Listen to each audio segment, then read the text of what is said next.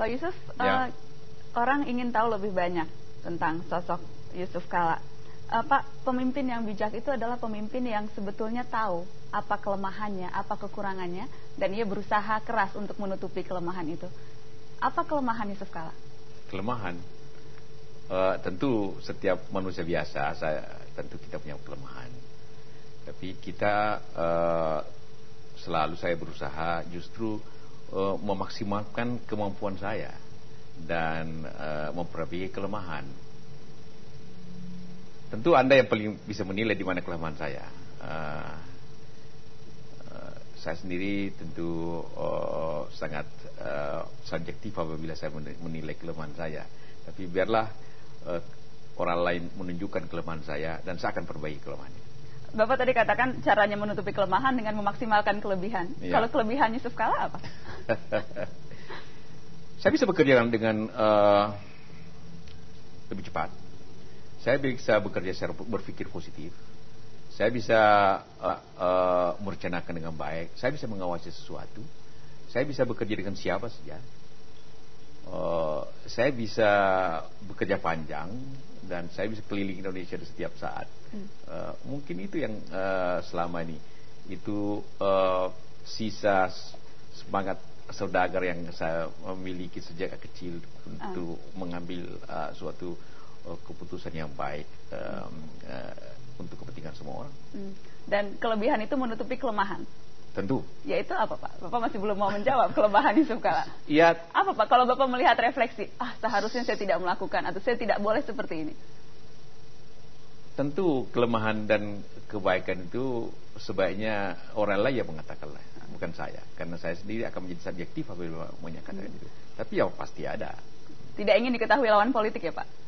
Kalau lawan politik tahu kelemahan Yusuf Kala bisa bahaya. Tidak, justru banyak juga kritikan-kritikan kepada saya seperti Anda katakan tadi, dan saya menerima itu. Bahwa Bapak terkadang begitu pragmatis, begitu tidak berhati-hati, maunya ingin cepat-cepat saja mengambil tindakan, begitu? Oh ya, tergantung keadaan situasi. Kalau keadaan bencana kita harus cepat mengambil tindakan. Kalau keadaan negara harus cepat, kalau ditunda makin sulit, kita harus segera, jangan menunda. Jadi kelemahan itu bisa menjadi kelebihan jika diambil pada saat yang tepat. Pada saat yang tepat. Baik, saya boleh tanya sedikit nakal, Pak? Kalau tersenyum berarti boleh. Ada ungkapan seperti ini, Pak. Tantangan atau godaan terbesar bagi seseorang itu ada 3. Tahta, harta, wanita. Ya. Kalau untuk Yusuf Kala, mana godaan yang paling besar? Tahta, harta, atau wanita? Saya kira semua orang mempunyai cita-cita yang baik. Tahta tuh jangan dilihat hanya godaan sebagai cita-cita untuk maju. Kalau apalagi tadi uang, harta, ya semua orang ingin.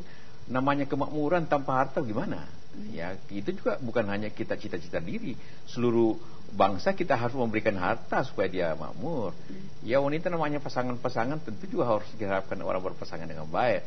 Bahwa seorang berniat, jangan lihatnya dari segi negatif seperti itu.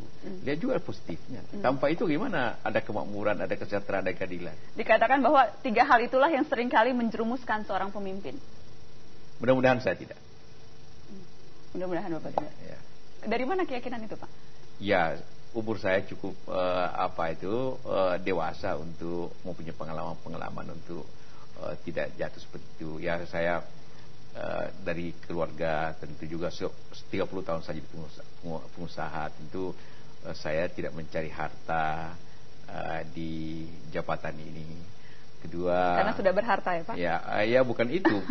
Merasa bahwa hidup ini sudah cukup. Saya hidup tidak berlebihan, Anda tahu. Saya tidak ingin hidup secara berlebihan dengan cara apapun. Kedua, saya sudah menduduki jabatan dari bawah. Saya pernah anggota DPR, MPR, saudara menteri, saudara Menko, saudara wakil presiden. Jadi bagi saya bukan sesuatu yang terlalu berlebihan untuk mencari sesuatu posisi yang lebih baik. Keluarga saya keluarga yang baik-baik, semua sudah saya baik.